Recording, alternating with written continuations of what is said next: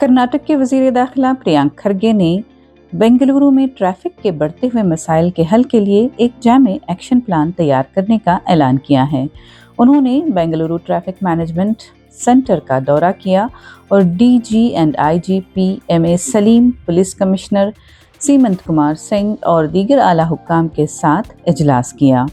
हुक्काम ने बताया कि बेंगलुरु की आबादी में सालाना 3.7% जबकि गाड़ियों की तादाद में तकरीबन 10% इजाफा हो रहा है।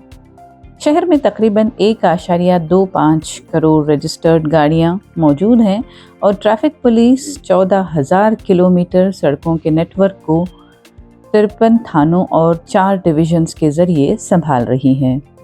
प्रियंक खरगे ने कहा कि शहर को एक जदीद और मुअस्सर अर्बन मोबिलिटी प्लान की ज़रूरत है, जिसमें ट्रैफिक मैनेजमेंट, पब्लिक ट्रांसपोर्ट और डेटा पर मबनी मनसूबाबंदी शामिल होनी चाहिए।